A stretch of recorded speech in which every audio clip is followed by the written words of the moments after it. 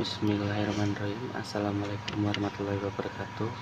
Perkenalkan, nama saya Nafi, NPM 128, mahasiswa aktif Universitas Muhammadiyah Prinshewu Lampung.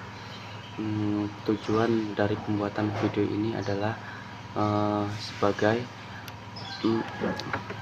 pemenuhan mata kuliah dari PKN, yaitu dosen pengampu Bapak Fathaillah.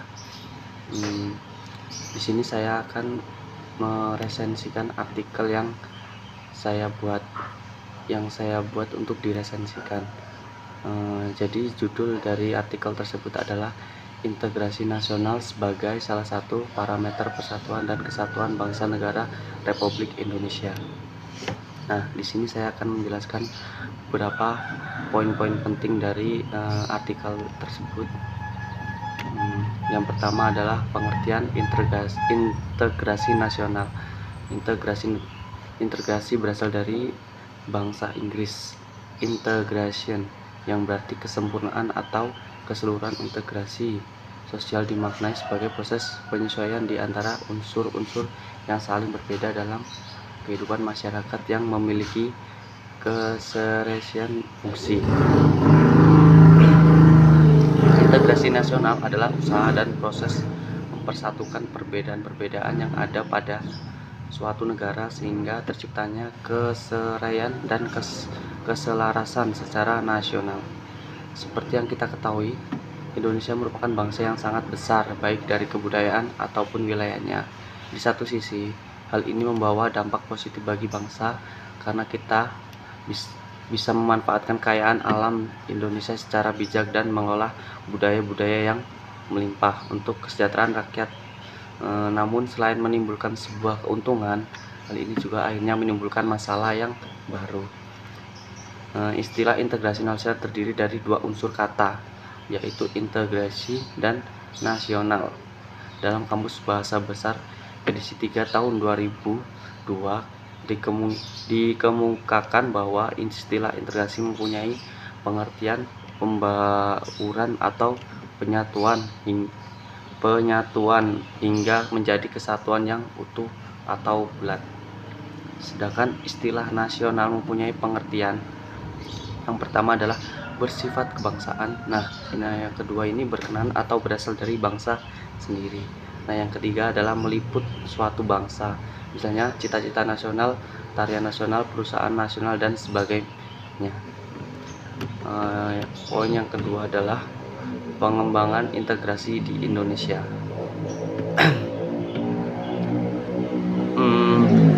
Howard Bridges dalam Muhaimin dan Colin Max Andrew 1995 menyebutkan ada 5 pendekatan atau cara bagaimana para pemimpin politik mengembangkan integrasi bangsa. Kelima pendekatan yang selanjutnya kita sebut sebagai faktor yang menentukan tingkat integrasi suatu negara adalah, yang pertama adalah adanya ancaman dari luar. Yang kedua adalah gaya politik kepemimpinan. Yang ketiga adalah kekuatan lembaga-lembaga politik. Keempat adalah ideologi nasional. Dan yang kelima adalah kesempatan pengembangan ekonomi. Adanya ancaman dari luar dapat menciptakan integrasi masyarakat. Masyarakat akan bersatu meskipun berbeda suku, agama, dan rasa ketika menghadapi musuh bersama. Contohnya ketika penjajah Belanda ingin kembali ke Indonesia, masyarakat bisa bersatu untuk melawannya. Suatu bangsa yang sebelumnya berseteru dengan saudara sendiri, suatu saat dapat berintegrasi ketika ada musuh negara yang datang atau ancaman bersama yang berasal dari luar negeri. Adanya anggapan musuh dari luar mengancam bangsa juga mampu mengintegrasikan masyarakat bangsa itu. Yang kedua adalah gaya politik kepemimpinan. Gaya politik para pemimpin bangsa dapat menyatukan dan mengintegrasi masyarakat bangsa tersebut. Kepemimpinan yang karismatik diciptakan rakyatnya dan memiliki jasa-jasa besar umumnya mampu menyatukan bangsa yang sebelumnya tercerai-berai. Misalnya Nelson Mandela dari Afrika Selatan. Gaya politik sebuah pemimpin bisa dipakai untuk mengembangkan integrasi bangsanya. Yang ketiga adalah kekuatan lembaga-lembaga politik sebagai politik lembaga, kekuatan lembaga-lembaga politik, lembaga politiknya. Misalnya, birokrasi juga dapat menjadikan sarana pemersatu masyarakat bangsa. Birokrasi yang satu dan padu dapat menciptakan sistem pelayanan yang sama, baik, dan diterima oleh masyarakat yang beragama. Pada akhirnya masyarakat bersatu dalam satu sistem pelayanan. Nah, yang keempat adalah integrasi nasional merupakan seperangkat nilai-nilai yang diterima dan disepakati. Ideologi juga memberikan visi dan beberapa panduan bagaimana cara menuju visi atau tujuan itu. Jika suatu masyarakat meskipun berbeda-beda tapi menerima satu ideologi yang sama, maka memungkinkan masyarakat tersebut bersatu. Bagi bangsa Indonesia, nilai bersama yang bisa mempersatukan masyarakat Indonesia adalah Pancasila. Pancasila merupakan nilai sosial bersama yang bisa diterima oleh seluruh masyarakat Indonesia. Nilai-nilai bersama tidak harus berlaku secara nasional. Di beberapa daerah di Indonesia terdapat nilai-nilai bersama. Dengan nilai itu, kelompok-kelompok masyarakat di daerah itu bersedia bersatu. Misal, Pelagodang sebagai nilai bersama yang dijunjung oleh masyarakat Maluku. Nah, yang kelima adalah kesempatan pembangunan ekonomi. Jika pembangunan ekonomi berhasil dan menciptakan keadilan, maka masyarakat bangsa tersebut bisa menerima sebagai satu kesatuan. Namun jika ekonomi menghasilkan ketidakadilan, maka muncul kesenjangan atau ketimpangan. Orang-orang yang dirugikan dan miskin sulit untuk mau bersatu atau merasa suatu bangsa dengan mereka yang diuntungkan serta yang mendapatkan kekayaan secara tidak adil. Banyak kasus karena ketidakadilan, maka sebuah masyarakat ingin memisahkan diri dari bangsa yang bersangkutan. Dengan ingin memisahkan diri dengan pembangunan ekonomi yang merata, maka hubungan dan integrasi antara masyarakat akan semakin mudah dicapai.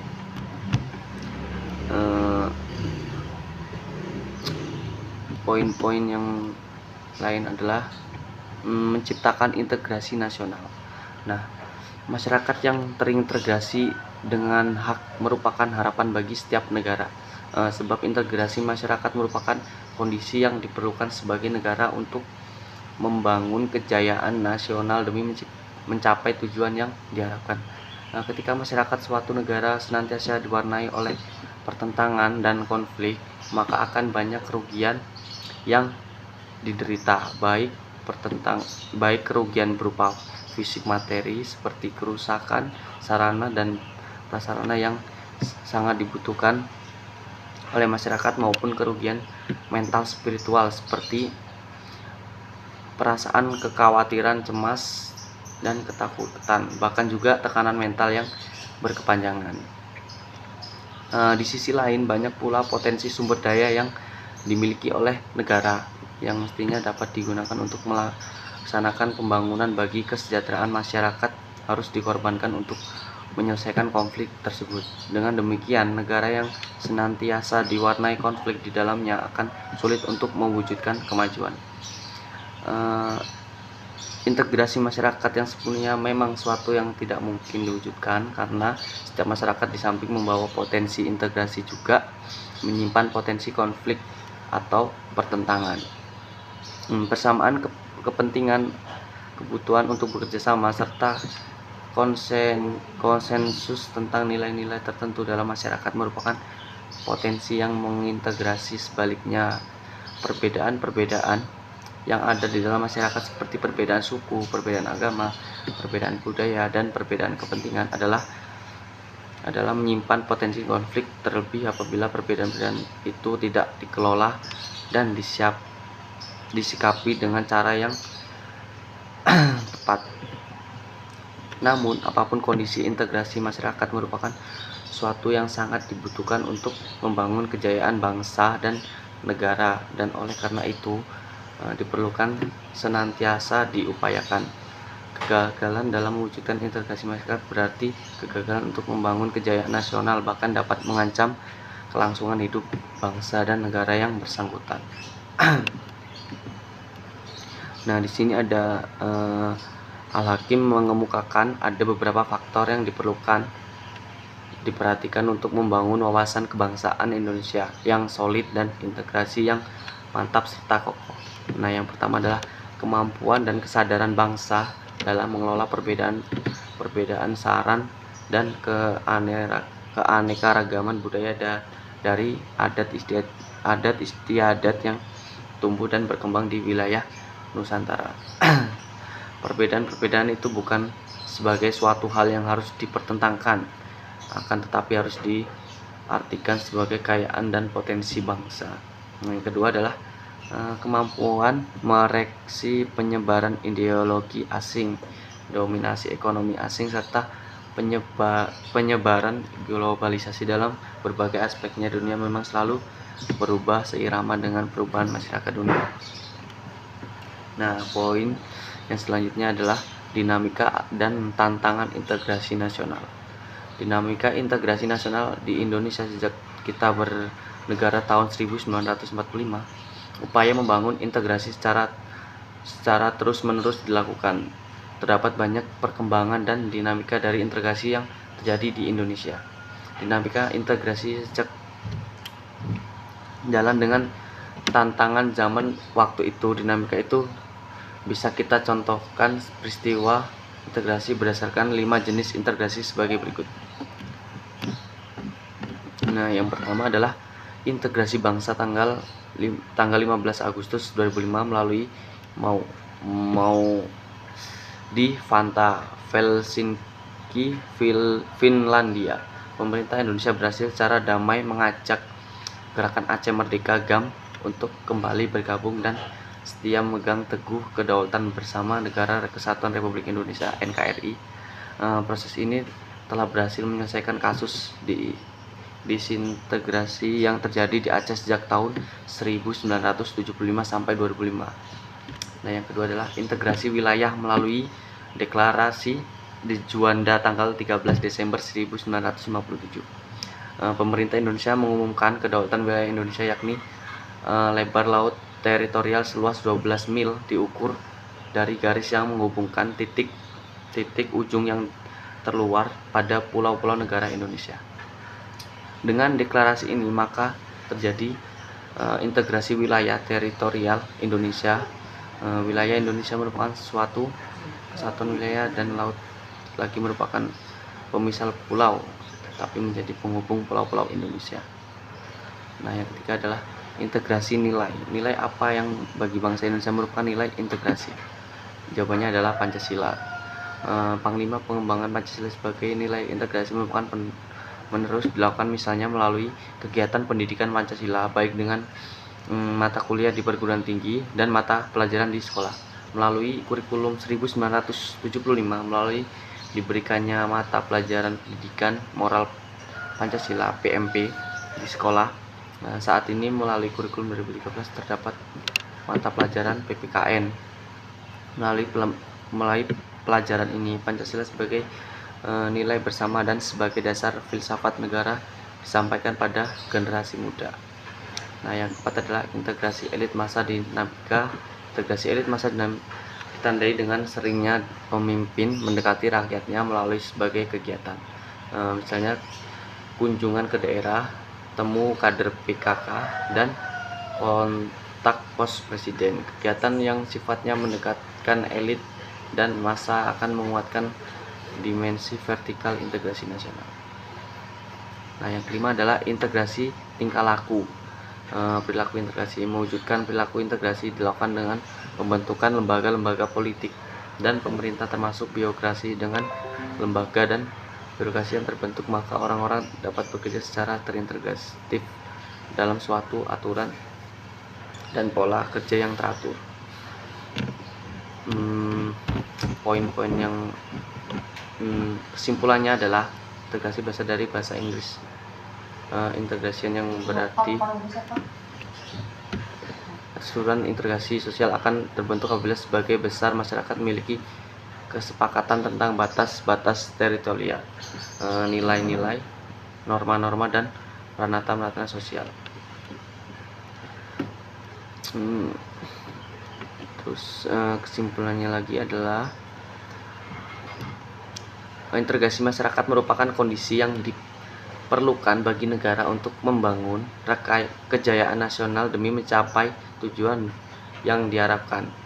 Ketika masyarakat suatu negara senantiasa diwarnai oleh pertentangan atau konflik, maka akan kebanyakan kerugian yang diderita. Nah, di sini resensi atau komentar terhadap artikel ini adalah ini menurut saya yang pertama adalah kekurangan isi artikel. Yang pertama adalah masih terdapat kesalahan dalam penulisan kata yang membuat pembaca salah mengartikan kata. Contohnya adalah atua,